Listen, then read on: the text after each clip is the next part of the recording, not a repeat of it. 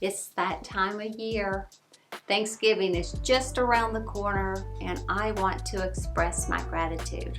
I am truly thankful for my incredible husband of nearly 30 years, who is not only my life partner, but my best friend. I so appreciate his unwavering support on times when I even wanted to give up on myself. My gratitude extends to my children, the home we share, and even the food in my fridge.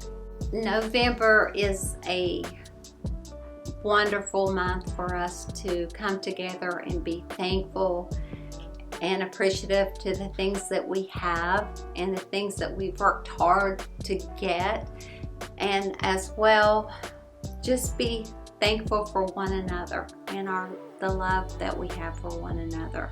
However, the last 3 years, being honest, November has been really hard for me. 3 years ago, I lost my firstborn, Amber, and in November 5th and November 9th, we laid her to rest. So it is extremely hard for me this time of the year. However, I am still so thankful for what God has given me and my family. I am so thankful for the 3 little lives that my husband and I were blessed to adopt. I am so thankful for the 3 children I birthed. It's ironic that I received this wig on the anniversary of my daughter's passing.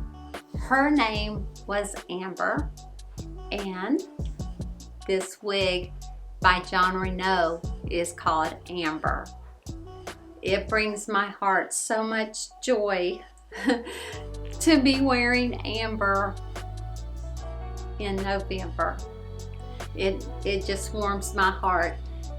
And my daughter had beautiful, I would say dirty blonde hair, and it reminds me of my Amber. I'm so thankful for wigs and the confidence that they've instilled in me. They have brought me so much joy and have literally brought me out of some dark times in my life. So guys, what are you thankful for? So here is a toast to each and every one of you.